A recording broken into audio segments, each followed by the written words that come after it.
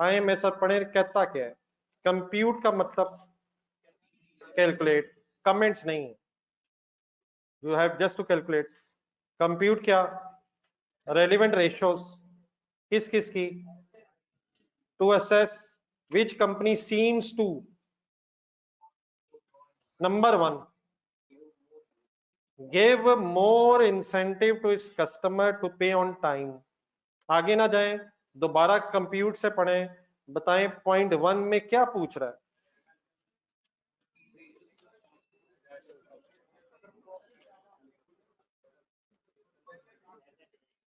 वो कहता है अपने असेस करना है रेलिवेंट रेशियो से एसएल और टीएल को, कि कौन सी कंपनी नजर आ रहा है कि ज्यादा कस्टमर्स को इंसेंटिव दे रही है ताकि वो टाइम पे दे सकें। ये किस रेशो का नाम है? Give more incentive to customer to pay. नहीं, रेशो का नाम तो शायद ये नहीं है। वो कौन सी रेशो है जो हमें हेल्प कर सकती है ये फाइंड आउट करने के लिए? डेटर टर्नओवर डेज से क्या मालूम हो सकता है? डेटर टर्नओवर डेज बताते क्या है? सेल से रिसीट तक के दिन बता रही होती है वो रेशो। तो कौन सी कंपनी आपके ख्याल में ज्यादा इंसेंटिव दे रही होगी, जिसका डेज में आंसर ज्यादा होगा या कम होगा? ज्यादा होगा। कम होगा सर। कौन सी कंपनी ज्यादा इंसेंटिव दे रही होगी ताकि कस्टमर टाइम पे पैसे दें, जिसके डेटर डेज का आंसर ज्यादा आ रहा होगा या कम आ रहा होगा? ज्यादा आ रहा होगा। ज्यादा आने का मतलब क्या है? कि ज्यादा इंसेंटिव दे रहे हैं, कि इंसेंटिव भी दे जा रहे हैं और पैसे भी नहीं देने, इंसेंटिव ले जाए। अच्छा, वैसे यह इंसेंटिव का मीनिंग क्या है? नहीं नहीं नहीं, वो seriously seriously, discount, early payment discount है। डेटर्स कौन सा इंसेंटिव देना है? वो गिफ्ट पैक थोड़ी देने। कौन सा इंसेंटिव लिखे ऊपर? क्या इंसेंटिव? कौन सी डिस्काउंट? कौन सी डिस्काउंट? Settlement discount. क्या होती है अर्ली में सेटलमेंट डिस्काउंट? जल्दी पैसे देने की डिस्काउंट। तो क्या डिस्काउंट वो कंपनी दे रही होगी जो पैसे लेट ले रही है? कौन सी कंपनी इंसेंटिव दे रही होगी सर? क्या रीजन है? जिसको पैसे जल्दी मिल रहे होंगे बेटा, वो इंसेंटिव दे रहे होंगे, वो कंपनी इंसेंटिव दे रही होगी। तो कौन सी रेशो की तरफ जाना जी हमने? ये मेरी बात समझ आई है? वो क्या चाहता है आपसे, क्या चाहता है? आप ये बताएं कौन सी कंपनी ज्यादा इंसेंटिव दे रही है, कौन सी रेशो आपको हेल्प करेगी? Data days. अब अगला प्लीज गलत ना हो। Avail extended credit term from its suppliers, कौन से फार्मूले से हेल्प हो जाएगी? क्रेडिटर डेज में आंसर जिसका ज्यादा आ रहा होगा वो ज्यादा टर्म्स अवेल कर रहा होगा। ठीक है, वर्किंग अभी करते हैं, इंशाल्लाह डिस्कस करेंगे, लेकिन प्लीज सोचना शुरू करें। B more efficient in the use of capital बताने से पहले रेशोज के पेजेस में जाएं और अपना वहां से ढूंढ के ट्राई करें कौन सा फार्मूला हेल्पफुल हो सकता है। ना ना, इस तरह नहीं, इस तरह नहीं। ये ठीक है, लेकिन एक बार देख लो। Be more efficient in the use of capital, कौन सा फार्मूला हो सकता है? रेशो नंबर 17 पे जरा रुकें, क्या यूज हो सकता है? क्या बताता है ये फार्मूला रेशो नंबर 17 का? क्या बताता है कि किसने कैपिटल एम्प्लॉयड के बदले कितना परसेंट प्रॉफिट कमाया है? हमने कौन सी कंपनी ढूंढनी है जिसने ज्यादा, जिसकी रेशो ज्यादा हो या कम हो? कौन सी कंपनी ज्यादा एफिशिएंट होगी अपने कैपिटल के इस्तेमाल में, जिसका रिटर्न ऑन कैपिटल एम्प्लॉयड ज्यादा आ रहा होगा या कम आ रहा होगा? जिसका ज्यादा आ रहा होगा उसने क्या किया है? अपना पैसा ज्यादा एफिशिएंटली इस्तेमाल किया। तो कौन सा फार्मूला यूज किया जा सकता है यहाँ? Return on capital employed. बात समझ आ रही है? नंबर 4 इंडिविजुअल पढ़े और हेल्प करें।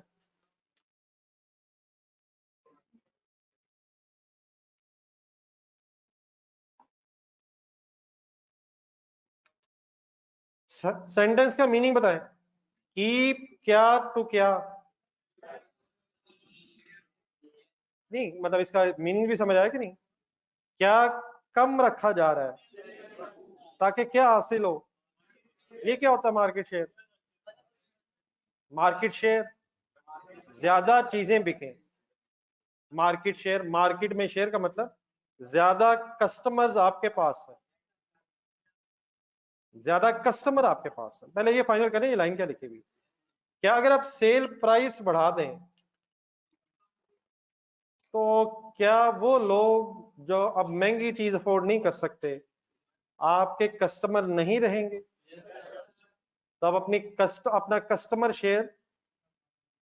कस्टमर शेयर लूज कर देंगे।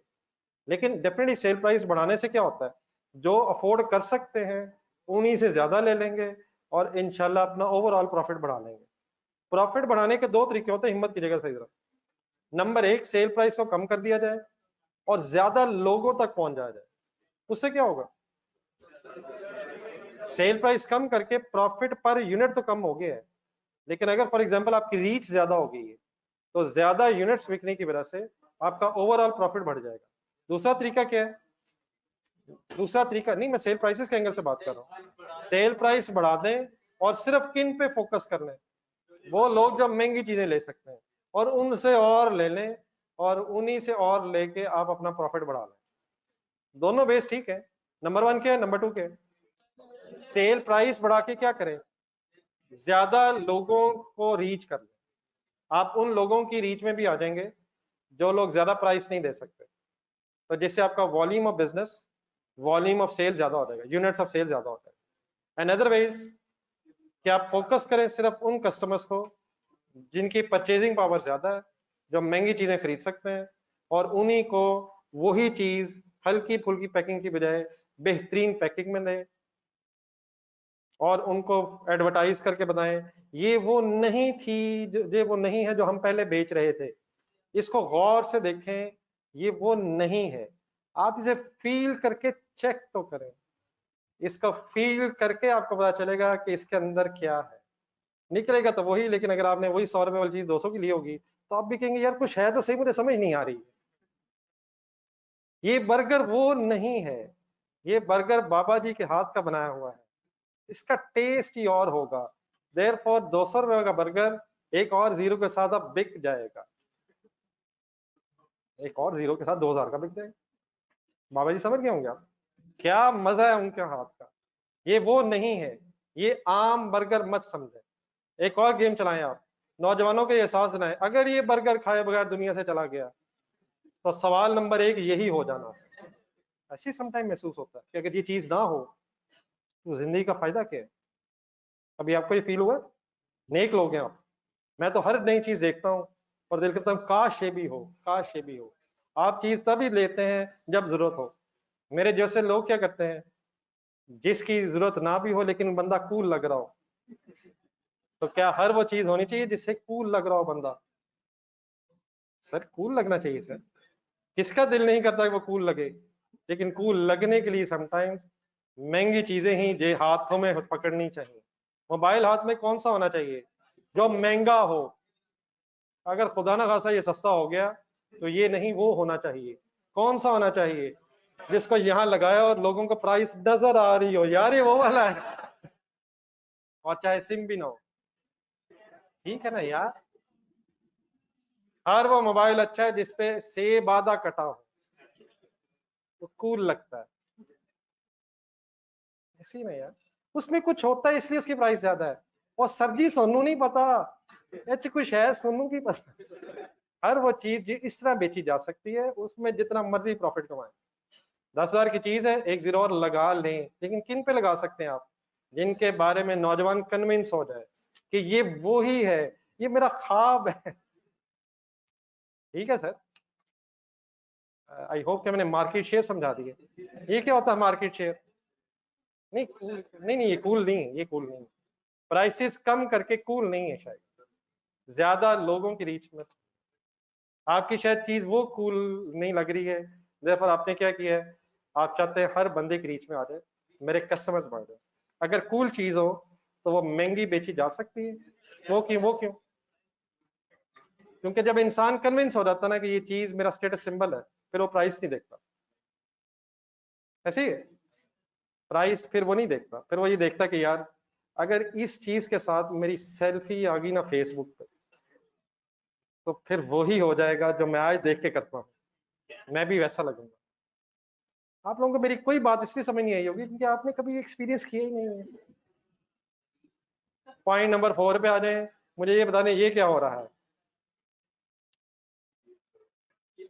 सर जी ये क्या हो रहा है, क्या ढूंढना है, कौन सी कंपनी ऐसी है जिसने क्या किया है ताकि क्या हो।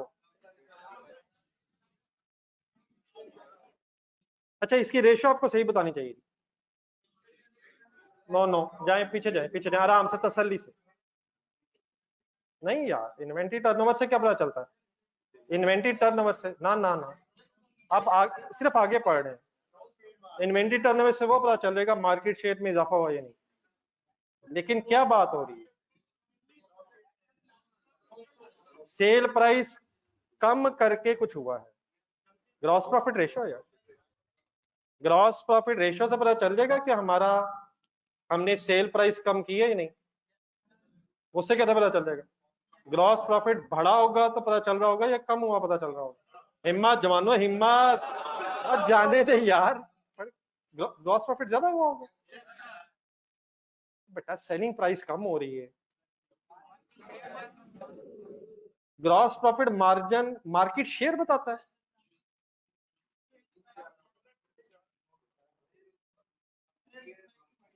ग्रॉस प्रॉफिट रेशियो पे एक मिनट आइएगा, ग्रेस प्रॉफिट रेशियो का फार्मूला क्या है, ग्रॉस प्रॉफिट रेशियो का फार्मूला बताता क्या है, सेल के मुकाबले में प्रॉफिट कितना हुआ है। क्या ग्रॉस प्रॉफिट रेशियो का फार्मूला ये बताता है कि आपने मार्केट शेयर कैप्चर किया है नहीं। मार्केट शेयर का मतलब क्या है, gross profit. Forget about everything, market share का मीनिंग बताएं। ओ नहीं बेटा, मार्केट शेयर का मतलब लिखे हैं, सॉरी मैं सही नहीं बता सका। मार्केट शेयर का मतलब है, मार्केट शेयर का मतलब है number of customers, quantity of customers, लेकिन कस्टमर्स की क्वांटिटी जरा वर्ड थोड़ा अजीब लगेगा। Number of customer, number of customers, number of customer. Market share, market में कुछ कस्टमर्स होते हैं, क्या वो कस्टमर हमारी चीजें खरीद रहे हैं या लोगों की खरीद रहे हैं। नहीं नहीं, वो हमारी भी खरीद रहे हैं उसकी। हम क्या चाहते हैं, क्या कम कर दें ताकि कौन भी हमारे पास आ जाए। वो जो इधर उधर जा रहा है, इधर उधर जा रहा है, इधर उधर जा रहा है, हमने डिसाइड किया ये जो कटा मोबाइल है इसके साथ एक जीरो कम कर देते हैं, ताकि वो नौजवान जो सुबह दोपहर शाम जो अल्लाह एक और जीरो लगे, वो इस टेंशन से निकले और वो 10,000 में आके ये वाला भी ले ले। ऐसे ही नहीं यार, कौन सा कस्टमर ही हमारे पास आ जाए जो पहले ही हमारे पास है, वो जो हमारे पास नहीं है वो भी हमारा हो जाए, उससे क्या होगा, मार्केट शेयर में इजाफा हो जाएगा। लेकिन उसे अपनी तरफ लाने का तरीका क्या है, प्राइस कम हो रही है, तो सेल प्राइस कम हुई है या ज्यादा हुई है किस रेशो से पता चलेगा, ग्रॉस प्रॉफिट रेशो से पता चलेगा। जिस कंपनी का ग्रॉस प्रॉफिट रेशो ज्यादा होगी, क्या उसने प्राइस कम की होगी। बताइए, मतलब मुझे भी कोई तरीका बताएंगे यार, सेल प्राइस भी कम हो जाए प्रॉफिट भी बढ़ जाए यार। सेल प्राइस, और यार वो ओवरऑल सेल की बात कर रहे हैं आप, हम परसेंटेज की बात कर रहे हैं। मैं समझ गया आपकी बात, लेकिन इसका मतलब ये हुआ कि हम रेशियो प्रोपोर्शन को जरा सही तरह समझ लेते हैं। एक मिनट मौका तो दें। फर्ज करें सेल सेल 100 रुपए, कॉस्ट 80 है और 20 रुपए सेल ग्रॉस प्रॉफिट है। 100 क्या लिखा है मैंने, 80 क्या लिखा है और 20 क्या लिखा है। कॉस्ट वाले हजरात जरा कंट्रीब्यूशन मार्जिन से निकल के मार्जिनल कॉस्टिंग से निकल के अब्जॉर्प्शन की तरफ आ जाएगा।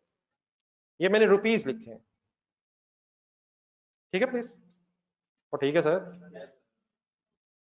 अब फर्ज करें 100 रुपया प्राइस जब आपकी थी,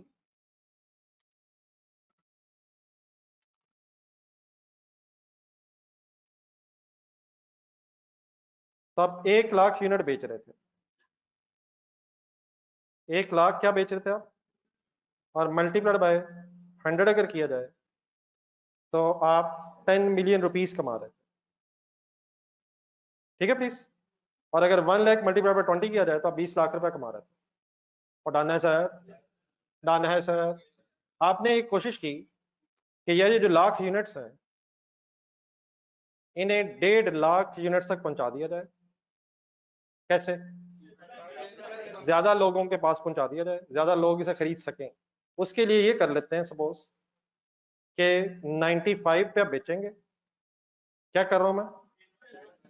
क्यों कम कर रहा हूं? कॉस्ट अनचेंज थी, क्या कम किया हमने? जिससे क्या हुआ? ग्रॉस प्रॉफिट कम हो जाएगा पर यूनिट। रिलैक्स। अब 95 के है,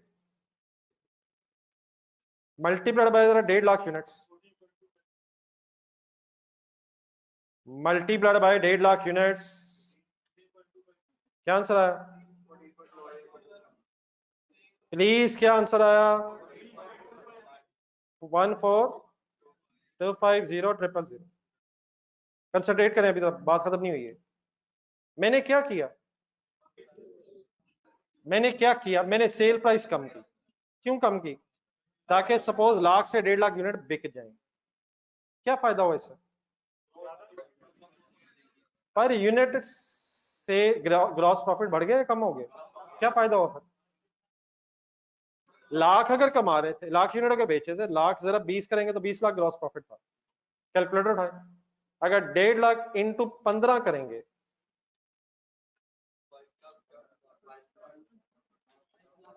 क्या वाकई कम हो जाएगा? ग्रॉस प्रॉफिट पर यूनिट क्यों कम हो जाएगा? क्योंकि सेल प्राइस पर यूनिट कम हो गई। लेकिन ज्यादा यूनिट्स बिकने से क्या होगा? ओवरऑल ग्रॉस प्रॉफिट बढ़ जाएगा। बात अभी भी मेरी खत्म नहीं हुई। कैलकुलेटर पे लिखें 20, ऊपर वाला 20 डिवाइडेड बाय करें 100। क्या करवा रहा हूं? ग्रॉस प्रॉफिट रेशियो सॉल्व करवा रहा हूं। जरा 100, 20% प्रॉफिट परसेंटेज आप कमा रहे थे। यहां तक डन है सर? आप कैलकुलेटर पे लिखें 15 डिवाइड बाय 95।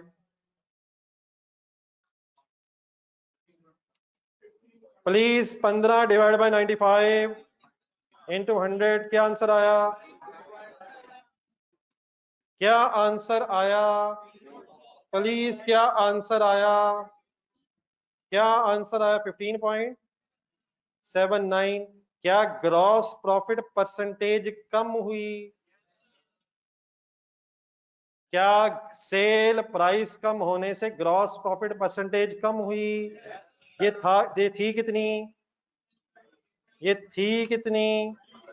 कितने से कितनी क्यों हुई? कितने से कितनी क्यों हुई? ये काम किया क्यों गया? कोई फायदा हुआ? क्या फायदा हुआ? और यार परसेंटेज कम हो गई। परसेंटेज बेटा कम होनी ही है। सेल प्राइस कम होने से परसेंटेज में तो कमी आ जाएगी, लेकिन परसेंटेज में कमी मैटर नहीं करती है। अगर आपका ग्रॉस प्रॉफिट के रुपीस बढ़ जाए तो क्या आपको कोई बेनिफिट हो रहा है इसका? क्या किया हमने? प्लीज सेल प्राइस कम की, उससे क्या हुआ? उससे क्या हुआ? मार्केट शेयर बढ़ा। पहले ये फाइनल करना है। लेकिन हमें कैसे पता चलेगा कि किस कंपनी ने सेल प्राइस कम की है ताकि मार्केट शेयर बढ़ाया जा सके? क्या जिसका आंसर ग्रॉस प्रॉफिट परसेंटेज का ज्यादा आ रहा होगा या कम आ रहा होगा? अब बात को समझ आती है प्लीज? क्या कम होना है? ग्रॉस प्रॉफिट परसेंटेज कम होनी है, लेकिन इंशाल्लाह चीजें ज्यादा बिकने से ग्रॉस प्रॉफिट के रुपीस ज्यादा होते हैं। क्या ग्रॉस प्रॉफिट की परसेंटेज ज्यादा होनी चाहिए या रुपीस ज्यादा होना चाहिए? ठंडे दिल से सोचें। 20% कमा रहे हैं आप, लेकिन 20 लाख प्रॉफिट है, तो प्रॉफिट परसेंटेज अगर कम भी हो जाए लेकिन ओवरऑल रुपीस ज्यादा हो जाए तो क्या बिजनेस के लिए बेनिफिशियल है? ग्रॉस प्रॉफिट के रुपीस ज्यादा होना बेनिफिशियल है या ग्रॉस प्रॉफिट परसेंटेज ज्यादा होना? हाँ, अगर परसेंटेज किसी कंपनी की ज्यादा है और उसके यूनिट्स भी ज्यादा है तो उसको डबल बेनिफिट हो रहा होगा। लेकिन ओवरऑल हमने क्या किया, दोबारा जरा हमने क्या किया, सेल प्राइस कम की जी, नहीं ना एक सेकंड, सेल प्राइस कम होने से क्या होना ही है, ग्रॉस प्रॉफिट परसेंटेज कम होनी ही है, लेकिन प्रॉफिटेबिलिटी कैसे बढ़ा लेंगे, क्योंकि अब सेल प्राइस कम होने से ये प्रोडक्ट इंशाल्लाह ज्यादा लोगों तक पहुंच जाएगी, ज्यादा लोगों की परचेजिंग पावर के अंदर आ जाएगी, और इंशाल्लाह नंबर ऑफ कस्टमर्स बढ़ने से हम अपना ओवरऑल प्रॉफिट बढ़ा लेंगे। आई होप कि मैं कुछ समझा पाया हूँ। क्या जरा बोल दे जरा, क्या सेंटर सामने रखे, नंबर 4 क्या कम हुआ, क्या कम हुआ, उससे क्या होगा, लेकिन मार्केट शेयर क्यों बढ़ जाएगा, सेल प्राइस कम होने से वो लोग जो पहले शायद इस प्रोडक्ट को अफोर्ड नहीं कर सकते थे वो भी अफोर्ड कर लेंगे। बात मेरी आपको समझ आ गई है। नंबर 4 में कौन सी रेशो सॉल्व होनी है, कौन सी रेशो सॉल्व होनी है, और गौर से पढ़ के बताएं हम कंक्लूड क्या करेंगे कि कौन सी कंपनी ऐसी है जिसने अपनी सेल प्राइस कम की है, जिसका ग्रॉस प्रॉफिट परसेंटेज का आंसर कम आ रहा होगा, उस कंपनी ने अपनी सेल प्राइस कम की होगी ताकि मार्केट शेयर बढ़ाया जा सके। आई होप कि मेरे अलावा किसी को समझ आया क्या, वही जब भी आपने बताया था। आई होप, चलो आगे, अभी वर्किंग इंशाल्लाह आप करवाएंगे। पॉइंट नंबर 5,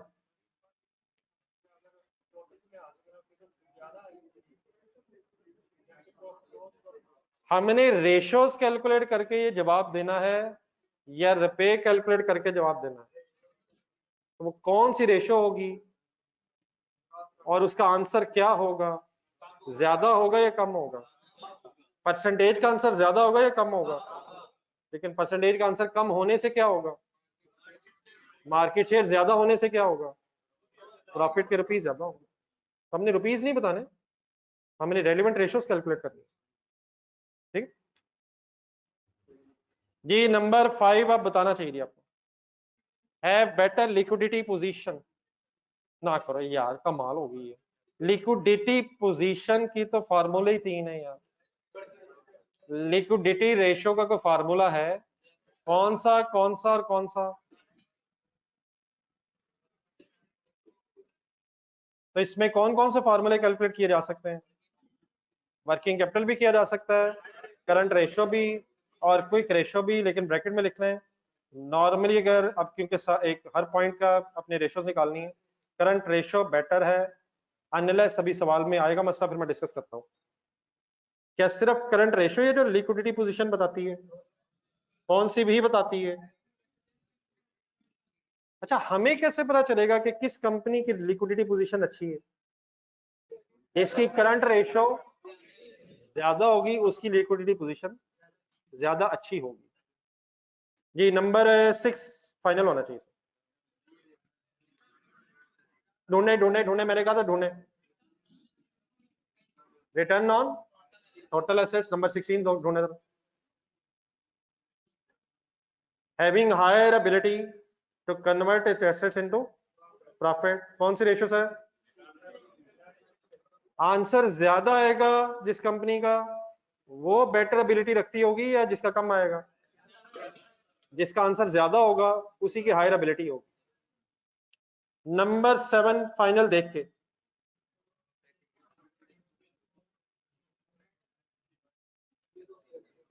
हिम्मत नहीं कर रहे आप, हिम्मत नहीं कर रहे, फार्मूला नंबर 14 के अंदर ही बहुत सारे हैं, कौन सा फार्मूला लगाएंगे यहाँ, operating expenses divided bye, operating expenses divide by net cell into, और जिस कंपनी का ज्यादा आंसर होगा या कम आंसर होगा, और जाने दे यार कंट्रोल लिखा हुआ है, किसके खर्चे ज्यादा काबू में होंगे, जिसके एक्सपेंसेस ज्यादा आ रहे होंगे परसेंटेज में या कम आ रहे होंगे, तो हम किस कंपनी को कहेंगे कंट्रोल है एफिशिएंटली। जी नंबर 8 गुड एफर्ट होनी चाहिए,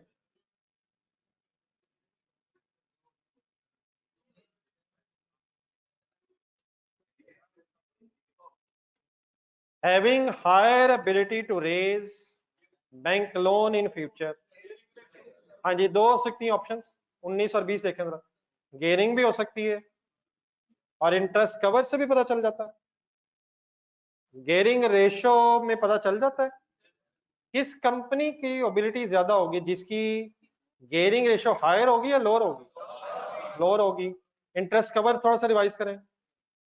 अगर इंटरेस्ट कवर के एंगल से देखना चाहें तो जिसका इंटरेस्ट ज्यादा कवर्ड होगा या कम कवर्ड होगा, जिसका ज्यादा कवर्ड होगा उसको लोन मिलने में आसानी रहेगी। तो अब दो हो सकती है बेटा, कैलकुलेट इस तरह करते हैं इन सब के साथ फाइनली कौन सी प्रेफरेबल है। कुछ में तो खैर ऑप्शन ही नहीं है। जरा 1 से शुरू करें, ब्रैकेट में लिखना जरा। फर्स्ट से बताएं कौन सी रेशो, डेटर डेज। सेकंड में टर्नओवर पीरियड डेज। थर्ड में return on capital employed, ROC लिख रहा हूं। 0.4 फाइनल है सर। अब ग्रॉस प्रॉफिट जीपी रेशो।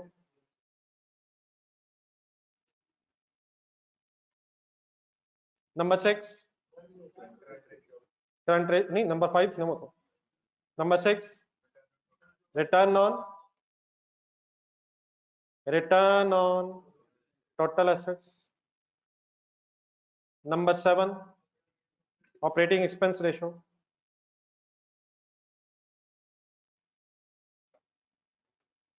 और नंबर 8 में डेट भी हो सकती है, हाँ जी, गेयरिंग रेशो भी हो सकती है, इंटरेस्ट कवर भी, दोनों लिख लें, लेकिन इसमें गेयरिंग रेशो प्रेफरेबली यूज करें।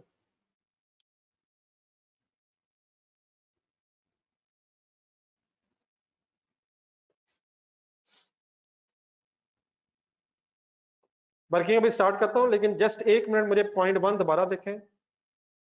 डेटर डेज का आंसर ज्यादा आएगा या कम आएगा, गिव मोर इंसेंटिव। हमने ये भी फाइनल कर, हमने सिर्फ आंसर नहीं देना, हमने शायद ये भी बताना है कौन सी कंपनी हमें लग रही है कि ज्यादा इंसेंटिव दे रही है। तो कौन सी हमें लग रही होगी, इसका डेज में आंसर। पॉइंट नंबर 2 पढ़े, बताएं हायर आ रहा होगा या लोअर आ रहा होगा। जिसका डेज में आंसर हायर आ रहा होगा वो ज्यादा एफिशिएंटली अपना, सॉरी, वो ज्यादा एक्सटेंडेड क्रेडिट टर्म्स अवेल कर रही होगी। नंबर 3 में हायर आंसर। नंबर 4 में सोच के ग्रॉस प्रॉफिट परसेंटेज कम आंसर। नंबर 5 करंट रेशो ज्यादा। Number 6 return on capital employed, sorry return on assets ज्यादा। नंबर 7 सोच के, जाने दे, अच्छा लग रहा था ज्यादा, कोई नहीं, अच्छा लग रहा था, हम सोच रहे थे। नंबर 7 मैंने दोबारा पूछा है। नंबर 7 खर्चे कम, कम के एम हाफ मीन। नंबर 8 गेयरिंग रेशो कम, हायर एबिलिटी। और इंटरेस्ट कवर ज्यादा। आए बिस्मिल्लाह पढ़े, बल्कि सॉरी पिछले पेज पे डाटा तो पढ़ेंगे।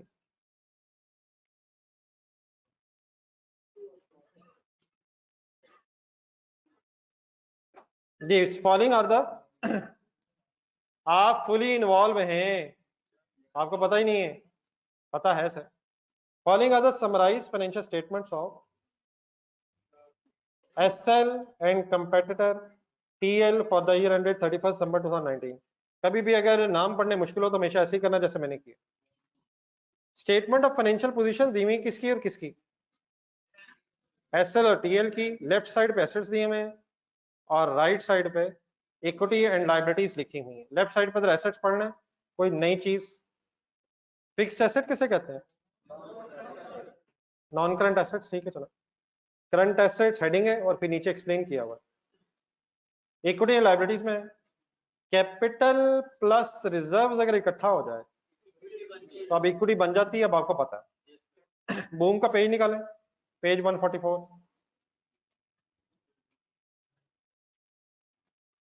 बूम, वहां आपने लिखा भी था क्या किस में जमा हो जाए तो क्या बन जाता है, वापस आ जाए तो capital plus reserve equal to equity दी हुई है, लॉन्ग टर्म लोन अलग दिए हुए हैं, करंट लायबिलिटीज की हेडिंग में क्रेडिटर्स और अक्रूड एक्सपेंसेस किसे कहते हैं।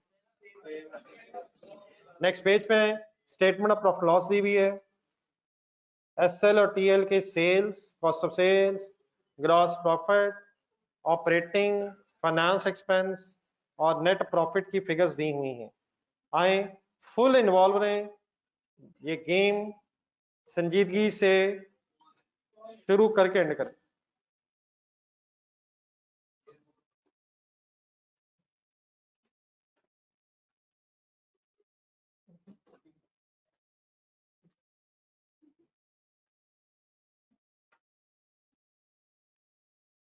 रेलिवेंट रेशियोज,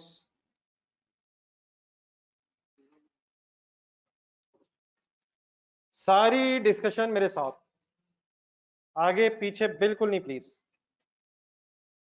बस एक दो क्वेश्चन इंशाल्लाह मेरी तरफ रह गए हैं, बाकी गेम आपकी तरफ आने वाली है। जी रेडी बड़ा ऑनलाइन स्टूडेंट्स जी। पहले पॉइंट में कौन सी रेलिवेंट रेशियो बनती है जी? डेटर डेज का फॉर्मूला बताएं। अगर ना जुबानी बता सकें तो प्लीज पढ़ें, अब याद होने चाहिए, कोई इशू नहीं है, देख के बता दें, लेकिन बता दें, देख के बता दें। Every debtors divided by net credit sale multiplied by 365। मेरा नहीं ख्याल कभी भी आप इस पोजीशन में होंगे कि फॉर्मूला सामने रखे बगैर फिगर्स ढूंढ लें, तो फॉर्मूला लिख लेना चाहिए ताकि फिगर्स ढूंढते हुए जरा आसानी हो जाए। पहले आप वर्किंग करवाएंगे, फॉर्मूला लिख लिया आपने तो रुक जाएंगे और पहले फिगर्स मेरे साथ ढूंढेंगे। किस किस कंपनी की वर्किंग करनी है, एसएल की तरफ आ जाएं, एसएल के डेटर्स ढूंढें। ओपनिंग दिया हुआ है 3200 और क्लोजिंग दिया हुआ है 2700, डिवाइड बाय 2 हो जाएगा। और यार कमाल हो गया, कंपैरेटिव दिया हुआ है यार। क्या आप सही देख रहे हैं? क्या सही देख रहे हैं आप? 3200 किसके डेटर्स हैं? वो एसएल के हैं, टीएल के हैं, और 2700 एसएल के हैं। ये ओपनिंग क्लोजिंग है या डिफरेंट कंपनीज के हैं? एसएल वाले बैलेंसेस हमारे लिए क्लोजिंग हो जाएंगे और टीएल की ओपनिंग हो जाएंगे। आई होप कि ये जुल्म आप बिल्कुल मुझे नहीं करने देंगे, लेकिन मसला फिर ये है कि 2700 क्या है, क्लोजिंग है और ओपनिंग नहीं है, तो क्या क्लोजिंग ही को एवरेज समझ लेंगे?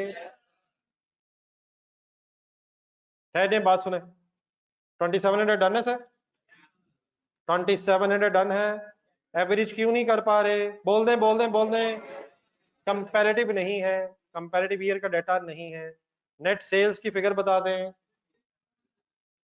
ये क्रेडिट सेल्स है तो टोटल, लेकिन क्या नहीं है, इंफॉर्मेशन नहीं है, देयरफॉर ये क्या भी होगा, इनटू 365 करें, आंसर बताएं। 59.01 क्या आया डेज। टीएल की फिगर्स इंडिविजुअली ढूंढें।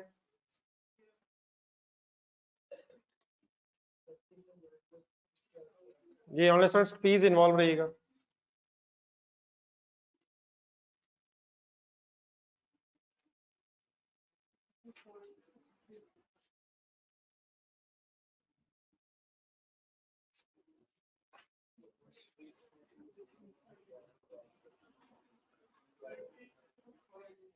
$32.99 डेज।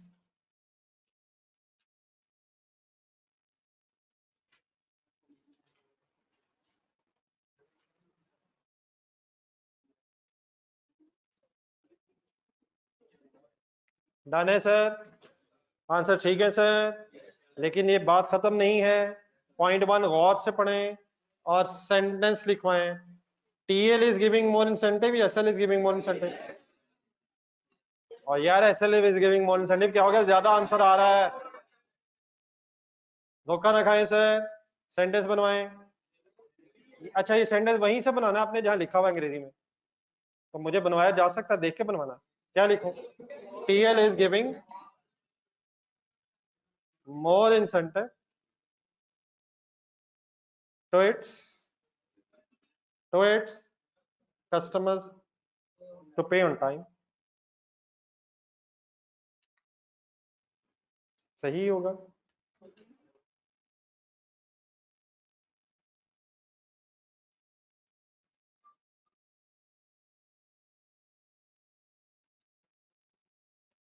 ये नहीं कंफ्यूजन यार, इसका तो आंसर कम आ रहा है, इसीलिए तो कम आ रहा है। किस लिए कम आ रहा है? कंपैरेटिवली स्पीकिंग कौन सी कंपनी इंसेंटिव देके टाइम पे पैसे ले रही है? जी second one sir. What is relevant ratio? Creditor days. Formula आप देख के लिख रहे हैं, average creditors divided by net credit purchase. अच्छा इस रेशियो में एक मसला आना है तो साथ रहेगा जरा।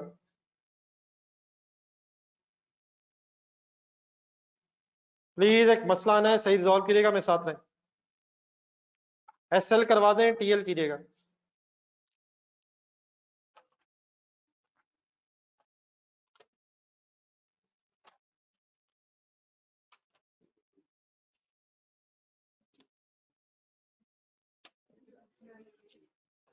जर्नलिस्ट आपकी पार्टिसिपेशन हमेशा की तरह नहीं है।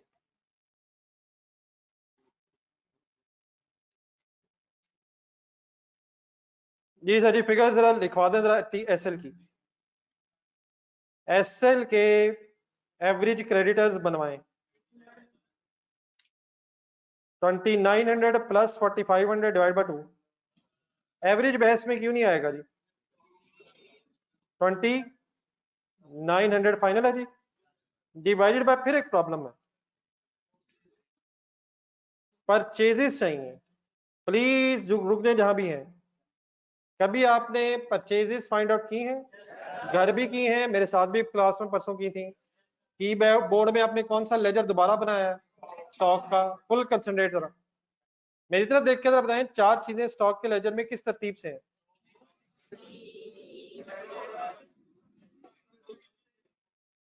मैंने 4 का, हमारी एक भी नहीं। Opening, purchases, cost of sale, closing. कोई सी 3 मिल जाए, बैलेंसिंग फिगर ढूंढी जा सकती है। आए ओपनिंग स्टॉक बताएं। नहीं जीरो बेटा तब होता है जब पहला साल हो, तो हो सकता है, ये भी हो सकता है पिछले साल ओपनिंग स्टॉक ना हो। सही आंसर शायद फिलहाल ये है कि इंफॉर्मेशन नहीं। लेकिन जीरो कहना इसलिए मुनासिब नहीं है क्योंकि अगर पहला साल नहीं है तो स्टॉक्स हो सकते हैं। जीरो का मतलब क्या होगा? हम कहने नहीं रखा हुआ था। हाँ अगर पहला साल है फिर तो कंफर्म है जीरो, लेकिन अगर फर्स्ट ईयर के बाद कोई साल है तो फिर ये जीरो अज्यूम करना सही नहीं है। सही आंसर फिलहाल ये है कि ओपनिंग अवेलेबल नहीं है। क्लोजिंग है, ढूंढने जरा। 4800 है, और सर जी है सर। कॉस्ट ऑफ सेल है जरा नेक्स्ट पेज पे, कॉस्ट ऑफ सेल है यार। अब जरा वापस जाए कीबोर्ड में और वापस जाए इधर हसन में, कीबोर्ड का जरा पेज नंबर 146 ढूंढना जरा। कीबोर्ड वाले क्वेश्चन में 166 है जी पेज, सॉरी 146। उसमें आपने नीचे रिक्वायरमेंट देख के बताएं किस किस साल की वर्किंग करनी थी, और डाटा किस किस साल का था? 16, 17, 18। जिस जिस साल की आपने वर्किंग करनी थी उस साल के एंगल से ओपनिंग मौजूद था। अगर फॉर एग्जांपल इस पीई बोर्ड वाले क्वेश्चन में 2017-18 17-18 के साथ साथ 16 भी मांगा जाता तो क्या 16 का ब्रॉड डाउन मिल जाता आपको? वो कब मिलता? जब 15 होता। तो प्रॉब्लम आज जाना था। 1 मिनट चेहरे में बताता हूँ फिर क्या करना था। वापस जरा हसन ढूंढने जरा, उसका पेज नंबर बताएं जो पहला सवाल किया था। पेज 133 हसन लिमिटेड ही था ना शायद। रेशियोज में बाकी अब कुछ भी नहीं है, बस ये डेटा समटाइम इस तरह से होता है कि उसे अरेंज करना पड़ता है। हसन में रिक्वायरमेंट देख के बताएं किस किस साल की वर्किंग करनी थी आपने? 15, 16, और डाटा किस किस साल का था? क्या 15 का भी ओपनिंग मिल गया था? लेकिन अगर ये डाटा हमें रिक्वायर्ड होता है 14, 15 और 16 की वर्किंग करें, तो 14 में प्रॉब्लम आ जाना था। बात अब क्या है, एक सेकंड वापस 219 पेज पे। पहली बात ये कि 219 पेज पे ये पता चला कि हमें ओपनिंग स्टॉक की इंफॉर्मेशन नहीं है, और डेफिनेटली स्टॉक का लेजर ज़हन में बनाए। अगर ओपनिंग भी नहीं है, परचेजेस भी नहीं है, और सिर्फ क्लोजिंग और कॉस्ट ऑफ सेल है, तो हम दो फिगर्स बैलेंसिंग नहीं निकाल सकते। अगर ये प्रॉब्लम कभी फेस करना पड़ जाए तो रेशो नंबर जरा 9 ढूंढें। पेज नंबर बताएं जरा, रेशो नंबर 9, 114 होना चाहिए, मिल जाएगा। रेशो नंबर 9 के नीचे जहां इंटरप्रिटेशन लिखी हुई थी, एक नोट लिखा हुआ, मिल गया? कहाँ हूं मैं इस वक्त? पेज नंबर कौन सा है, रेशो नंबर कौन सी है, पढ़ कहाँ रहा हूं? जहां एक नोट लिखा हुआ है, आराम से मैं साथ शुरू करें। क्या लिखा हुआ है? If there is no information of stocks then assume, underline the words constant stocks. हम जीरो तभी अज्यूम करेंगे अगर फर्स्ट ईयर ऑफ बिजनेस है। फर्स्ट ईयर ऑफ बिजनेस है, फिर तो बल्कि कहना चाहिए जीरो अज्यूम करने वाली बहस ही नहीं है, फिर तो होगा ही जीरो। लेकिन अगर इंफॉर्मेशन नहीं है कि ये फर्स्ट ईयर है, तो रादर देन को ओपनिंग जीरो समझें, आप क्या अज्यूम करेंगे? कांस्टेंट स्टॉक्स का मतलब कि जितना ओपनिंग है वही क्लोजिंग है, एंड वाइस वर्सा, जितना क्लोजिंग है उतना ही ओपनिंग है। आप मुसलसल मेरी तरफ देखें जरा, अगर क्लोजिंग मिल गया और ओपनिंग नहीं मिल रहा, तो किसके बराबर समझ लेंगे? सेम समझ लेने से क्या होगा, जितनी कॉस्ट ऑफ सेल होगी उतनी ही परचेज क्यों बन जाएगी। फॉर एग्जांपल लेजर बनाया जरा जहन में, बनता है सीडी 100 है, अगर बीडीबी में 100 रख लूं, तो कॉस्ट ऑफ सेल अगर 500 है फॉर एग्जांपल, तो परचेज भी 500 आ जाएगी। क्या कॉस्ट ऑफ सेल और परचेज में डिफरेंस हो सकता है? कब होगा? जब ओपनिंग क्लोजिंग स्टॉक्स डिफरेंट हो। इशू क्या फेस हो रहा है पेज नंबर 219 पे? ओपनिंग नहीं मिल रहा। तो अगर ओपनिंग नहीं मिल रहा तो क्या अज्यूम करेंगे? क्लोजिंग ओपनिंग कांस्टेंट है। कांस्टेंट का मतलब फिर कॉस्ट ऑफ सेल ही परचेज समझ के लिख लिया करेंगे। लेकिन ये बात हमने कीबोर्ड में क्यों नहीं की, हमने हसन में क्यों नहीं की? वहां जिन सालों की वर्किंग करनी थी उन सालों के एंगल से ओपनिंग मिल गया था। अगर उन सालों में उनकी भी करनी होती तो फिर क्या करते? वो इंशाल्लाह एक दिन ठहर, मैं खुद बताऊंगा। हसन और कीबोर्ड में क्यों हो गया? रेलिवेंट डेटा मौजूद था, लेकिन यहां हम स्टॉक का लेजर क्यों नहीं बना पा रहे? क्योंकि ओपनिंग अवेलेबल नहीं है। इन दैट केस मसला कैसे हल करना है? ओपनिंग क्लोजिंग कांस्टेंट अज्यूम कर लेना है, जिसके नतीजे के तौर पे क्या होगा? कॉस्ट ऑफ सेल ही परचेज बन जाएगी। Let me finish my words, एक सेकंड जरा। आप बताएंगे मेरी सारी बहस के बाद मुझे 2900 के नीचे डिवाइडेड बाय क्या करवाएंगे? मुझे जरा फिगर बता दें ताकि मुझे पता चल जाए। 11400 के आप क्या समझ के लिखवा रहे हैं? आप कॉस्ट ऑफ सेल नहीं लिखवा रहे, आप कॉस्ट ऑफ सेल को परचेज ही क्यों समझ रहे हैं? क्योंकि आपने क्लोजिंग स्टॉक को ओपनिंग स्टॉक के बराबर कंसिडर कर लिया। मेरी बात क्लियर है? प्लीज मैं थोड़ा सा एक्सप्लेन कर दूं, आप भी लिख लीजिएगा ताकि रिवाइज करते हुए याद रहे। Cost of sale is equal to, cost of sale is equal to purchase due to constant stocks, due to assumption of constant stocks. In other words, अगर क्या मिल जाता तो हम वर्किंग कर लेते, लेकिन अगर वो ना मिल सके तो उसे कांस्टेंट अज्यूम कर लें और किसको ही क्या समझ लें। I hope everything is clear now. बाकी प्रैक्टिस अब रिक्वायर्ड है, और इंशाल्लाह कुछ क्वेश्चन आप मेरे साथ रोज किया करेंगे, और मेरे कहने पे आपने घर जाके भी सवालात करते चले जाना है इंशाल्लाह यार। ये आंसर बता सर। 92.85 क्या डेज, अभी लिखना मस्ट है जी। टीएल की वर्किंग जरा इंडिविजुअली करें जी, but online students everything is okay.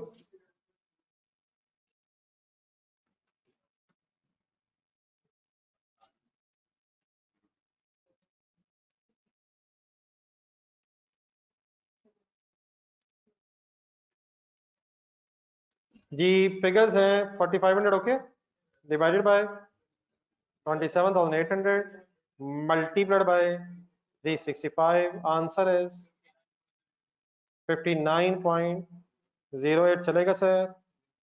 चलेगा सर? सही कंक्लूड कर दें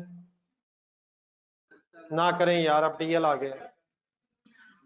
एसएल या टीएल, सेंटेंस पूरा करवाएं। SL avail extended credit terms from suppliers. वजह ज्यादा होने का मतलब कि हमने ज्यादा टाइम निगोशिएट किया हुआ है। नहीं समझ आया? कभी टीएल लिखवाते हैं, कभी एसएल लिखवाते हैं। जब आंसर टीएल होता है हम टीएल लिखवा देते हैं, जब आंसर एसएल होता है तो हम आई होप कि एसएल लिखवा देते हैं। और हम देख के कैसे लिख रहे हैं अब एसएल, अल्लाह करे सही लिख रहे हैं। ये कैपिटल लेटर्स में लिख रहा हूं मैं एसएल। फुल स्टॉप जरा ध्यान से लगाइएगा एंड में जरा देख के, मैंने को थोड़ी स्पेस रखी हुई है, जरा शायद कोई मसला हो। ये आपने मुझे सेंटेंस कहां से देख के लिखवाया है और खुद कहां से देख के लिख रहे हैं? रीजन हम चेक कर रहे हैं कि मैंने सही लिखा है नहीं। Ratio number 3 sir, speed up हो जाए। Ratio number 3, return on capital employed. जी ऑनलाइन स्टूडेंट्स सब साथ हैं। रिटर्न ऑन कैपिटल एम्प्लॉयड का formula profit before interest and tax divided by average capital employed multiplied by 100। SL करवाना है, TL करना है।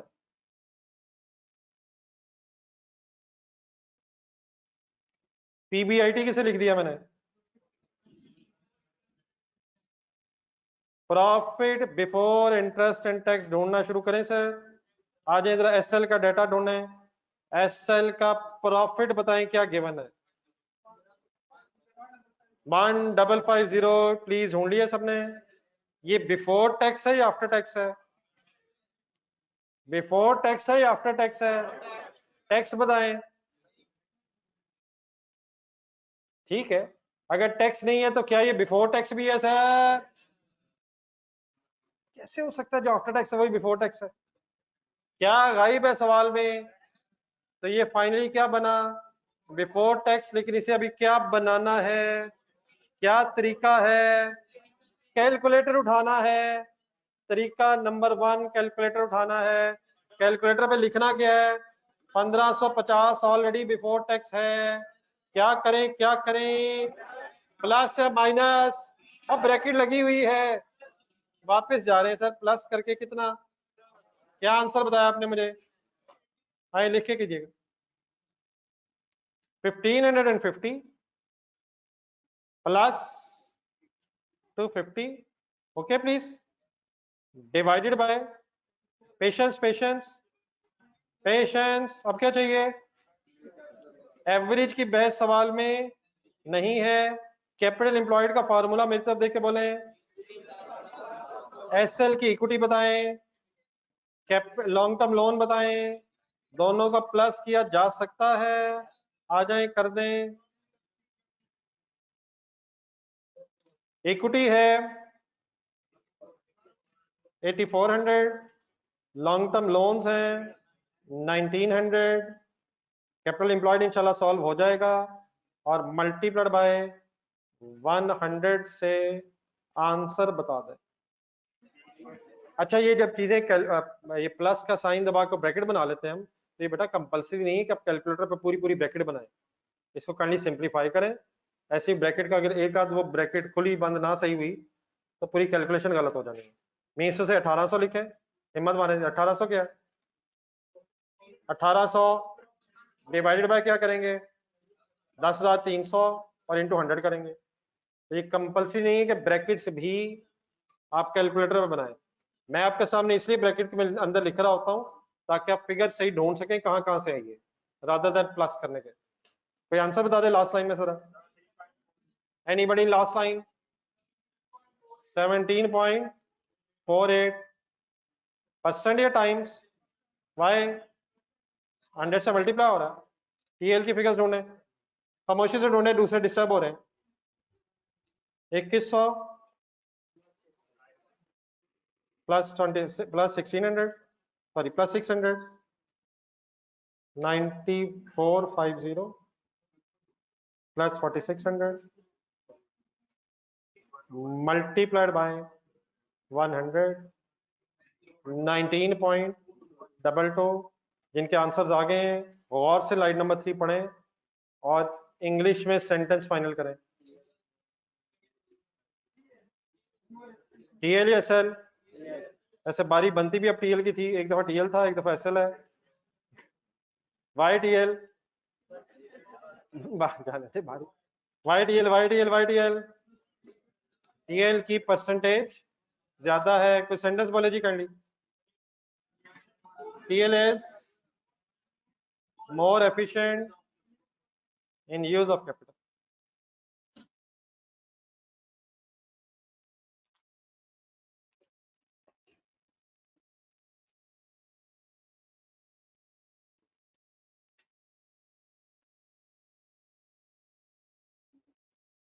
FA2 प्लीज, सॉरी FA1 इतना इशू नहीं है। Main issue cost accountants face करेंगे। ये अगर साथ साथ चल रहा हो तो आई होप के मसला इतना नहीं है। कॉस्ट अकाउंटेंट्स भी इंशाल्लाह अल्हम्दुलिल्लाह, लेकिन गेम ये वाली इतनी मुश्किल नहीं है FA1 वाली। आप प्लीज किस तरह रेगुलर हो। मसलन ये बनी ईयर में निकल दिए, मेन समझ आ रहा था सारा। वो एक अलग बात है, हिम्मत फिर नहीं होती कैसे सॉल्व किया जाए। किसी को होती है सर? कुछ हर क्वेश्चन में एक दो पॉइंट्स रह जाएंगे, लेकिन ओवरऑल क्वेश्चन सॉल्व होने चाहिए। और ये जो मैं बड़े बड़े क्वेश्चन दे रहा हूँ उसका मकसद अपने हाथ से गुजारे। कितना टाइम लगा जी कल जिन्होंने किया? लगना चाहिए 1.5 सवा 1.5 घंटा लगना चाहिए। अभी इतना लगेगा तो टाइम बाद में मिनिमाइज होगा। गलतियां भी होंगी, होने दें, इंप्रूव तभी होंगी जब करते रहेंगे। अपने पॉइंट्स नोट रखा करें इंशाल्लाह, इसलिए टाइम निकालना मैंने।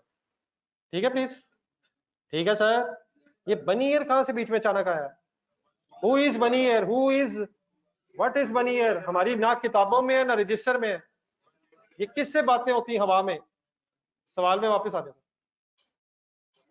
कौन सी रेशो होने लगी है? कौन सा फार्मूला? नंबर 4 कौन सा फार्मूला?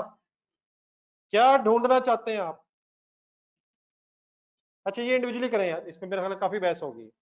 इंडिविजुअली फिगर भी लिखें और फाइनल डिसीजन भी लें।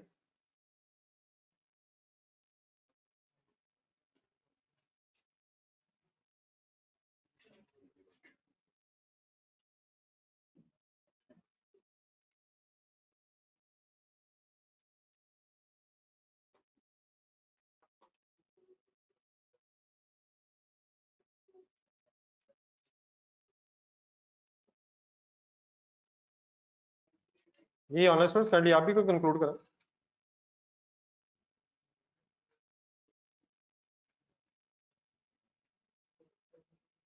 एसएल की ग्रॉस प्रॉफिट परसेंटेज है 31.74% एंड 21.47%। आंसर लिखते हुए गलती अफोर्डेबल नहीं है। कंक्लूड करते हुए जी sir. SL, SL TL, TL final है सर। रीजन बताएं यार, इसका तो प्रॉफिट कम हो गया। ये परसेंटेज है, ये प्रॉफिट नहीं है। परसेंटेज क्यों कम हो गई है? सेल प्राइस कम हो गई है। ये ग्रॉस प्रॉफिट का फॉर्मूला मेरी तरफ देखकर आराम से बोले। आराम से नहीं बोला आपने, मैंने स्लो नहीं बोलने को था, आवाज मुझे जरूर आए लेकिन स्लोली स्लोली। स्लोली का मतलब हल्की नहीं, आराम आराम से बोलते हुए, ऊंची आराम आराम से बोलते हुए। Gross profit divide by sale into 100। Concentrate करें आप जरा, कंसंट्रेशन रखिएगा जरा। ये रेशो कब कम होगी? जब ग्रॉस प्रॉफिट कम होगा या सेल प्राइस कम होगी। तो सेल प्राइस अगर कम होगी तो इस आंसर ने कम होना ही है। आप ओके है प्लीज? आप ओके है सर? ये बताएं एसएल या टीएल? क्या TL? TL TL keeps selling price lower to gain market share।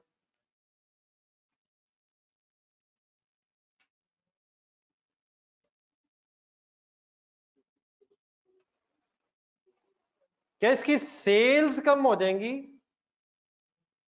या सेल प्राइस कम हो जाएगी? तो सेल प्राइस कम हो से सेल भी तो कम हो जाएगी। सेल इंशाल्लाह कम क्यों नहीं होगी? क्योंकि मार्केट का शेयर खींच लेंगे। क्या कस्टमर को अट्रैक्शन दे रहे हैं हम? प्राइस कम है, दो ले लो यार।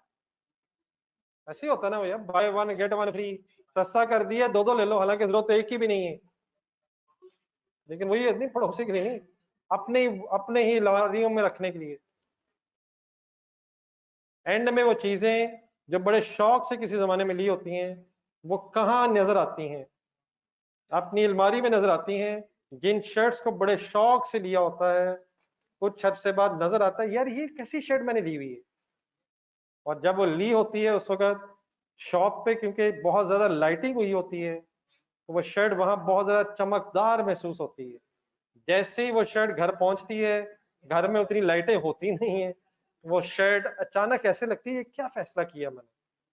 तो everything that glitters is gold यार, इज गोल्ड। क्या हो गया? चमकदार चीजें गोल्ड होती हैं यार। इसी लेकिन धोखे में आगे के सुना कुछ और हुआ है, धोखा कुछ और लग रहा है। हर वो चीज जो किसी और के पास है, हमारा दिल उधर ले जाती है। हम नहीं, आपको समझ नहीं आ रही मेरी बात। 0.5 सर, 0.5 सर। करंट रेशो का फार्मूला अकेले हो सकता है? स्पीड अप होने सर।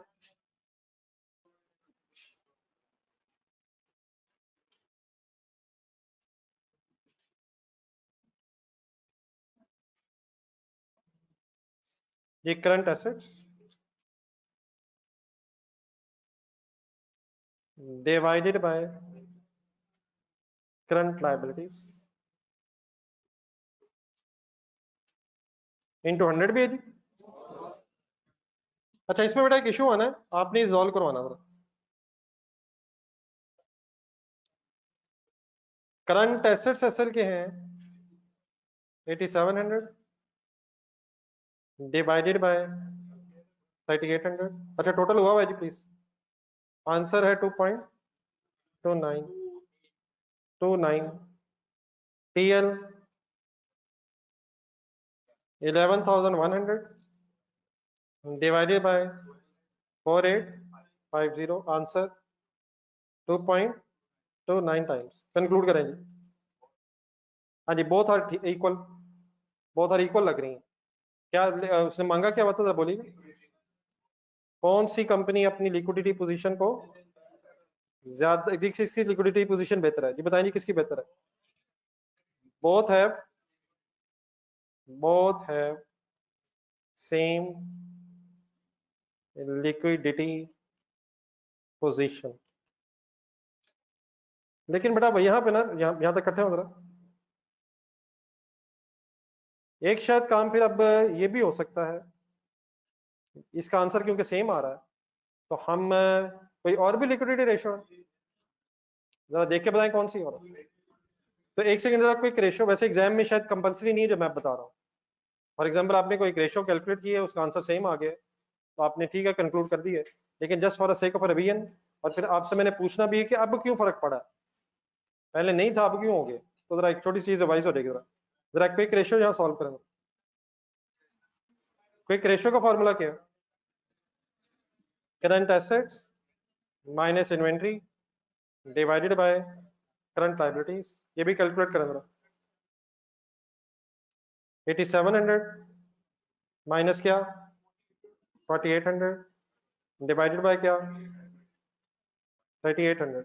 Answer 1.03 times TL. किया करें, कोशिश किया करें।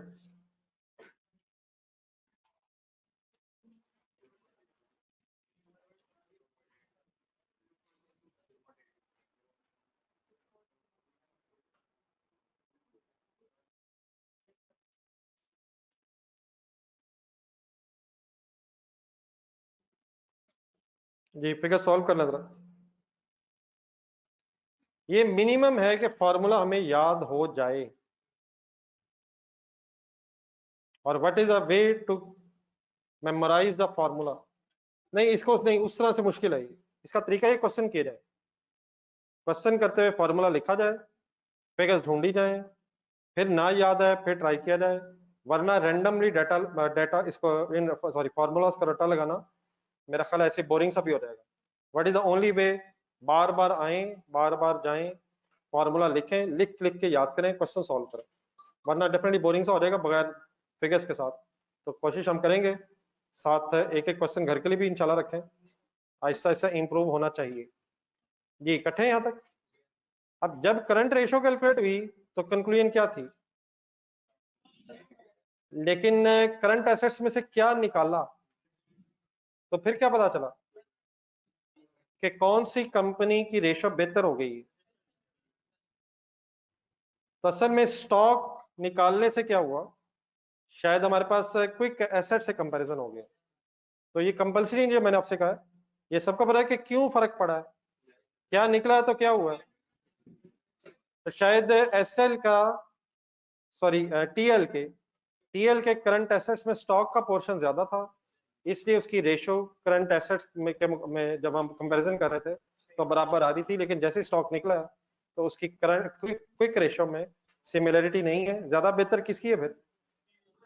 अगर यहाँ देखा जाए तो लिख ले जरा, इस क्विक रेशो के एंगल से अगर डिसीजन लिया जाए तो S L has a better liquidity position. लेकिन प्लीज मैं नहीं ये कह रहा कि दोनों करनी चाहिए, मैं सिर्फ शायद कुछ रिवाइज करवा रहा हूँ।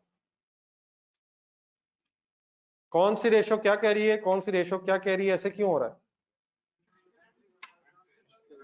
स्टॉक निकालने से फिर पता चला कि शायद इंप्रूवमेंट ऑफ जो टीएल थी वो स्टॉक एक्स्ट्रा होने की वजह से लग रही थी। ऑर्डिनरी कोर्स ऑफ बिजनेस में तो ओके है, लेकिन शायद इमीडिएटली में मसला है। जी ठीक है, बट ऑनलाइन स्टूडेंट्स चलिए वाइंड अप करने की कोशिश करें रिमेनिंग टाइम में। अब कौन सा आ गया नेक्स्ट? ये करें जी, return on assets.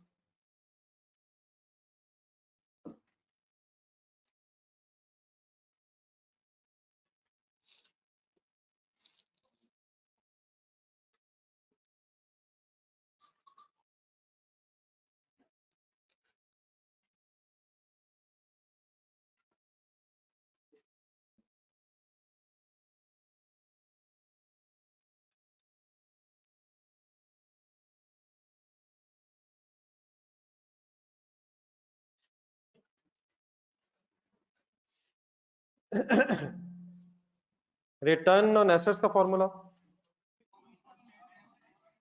Divided by average total assets. आज के क्वेश्चन में एवरेज बहस में नहीं है, क्योंकि पिछले साल का डाटा अवेलेबल नहीं है। फिगर्स बहरल शायद रिपीट हो रहे हैं। एसएल के लिए फिगर्स हैं 1550 प्लस 250। टोटल एसेट्स का मतलब बता देंगे जरा? हाँ जी, करंट और नॉन करंट मिला के 14,100 ढूंढ लेंगे। ये मैंने एसेट्स का टोटल लिखा है या इक्विटी एंड लायबिलिटीज का?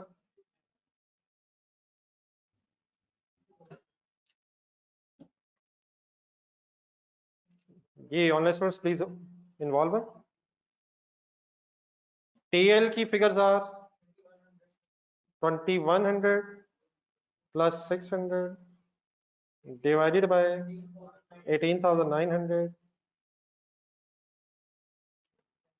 लास्ट लाइंस वाले हिम्मत करेंगे जरा, कोई अगर आंसर्स बताएं। लास्ट लाइन में अब कौन है? आप मुझे कहना चाह रहे हैं, मुझे लग रहा है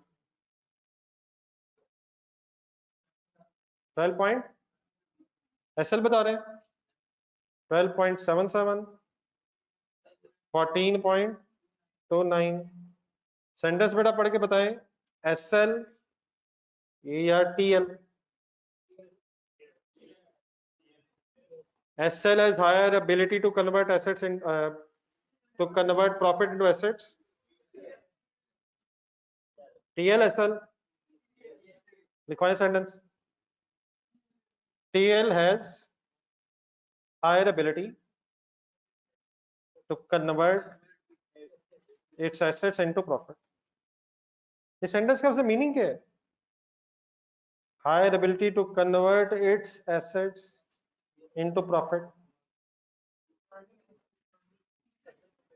नहीं, किसको किस में कन्वर्ट करने की बहस हो रही है?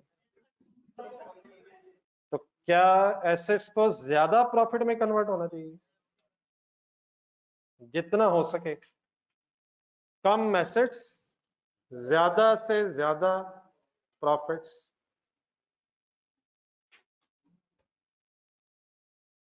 रेशियो नंबर 7 कौन सी करेंगे?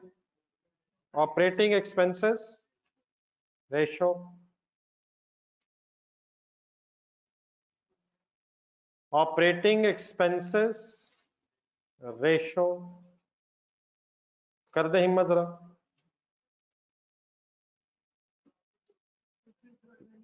Formula operating expenses divided by net sales into 100। SL के operating expenses are, figures available है नहीं, 3500 divided by 16,700 multiplied by 100। Answer is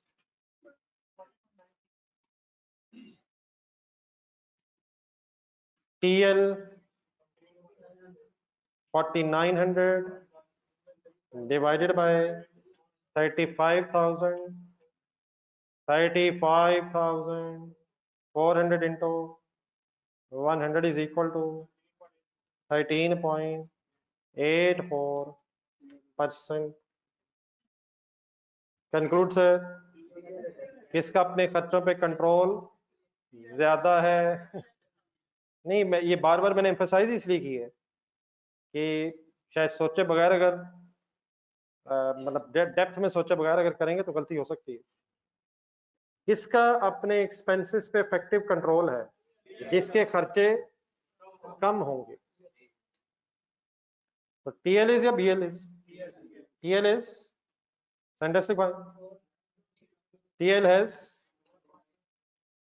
more control, या दूसरा लिखना sentence, TL has control on, क्या सेंटेंस बोल दें, TL has better control on its operating expenses.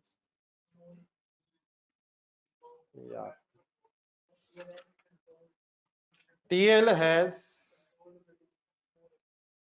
controlled, अब अगर हैज लिखा तो controlled operating expenses more efficiently.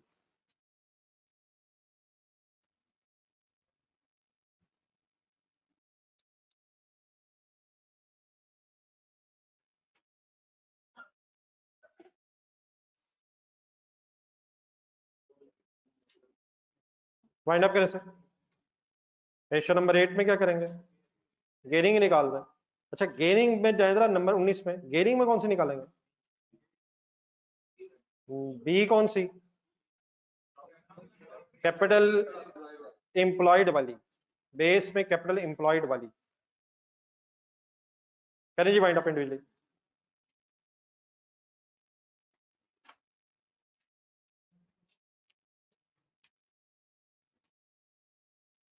Long term loans divided by equity, हाँ जी ठीक है, capital employed plus long term loan और इनटू 100 भी शायद है परसेंटेज में निकालने के लिए।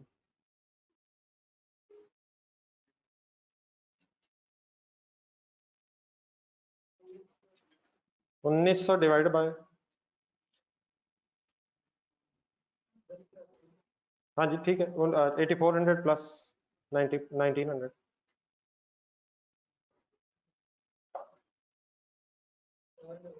ये फिगर्स मिल रही है सबको?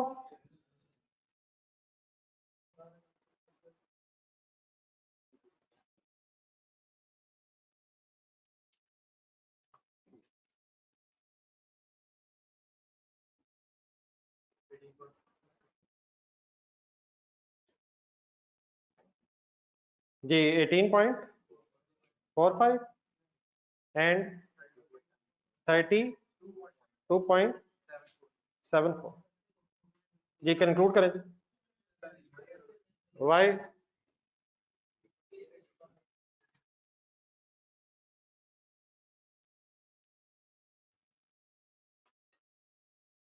जी सर, क्वेश्चन में ना बताया तो प्रेफरेबली कैपिटल एम्प्लॉयड है।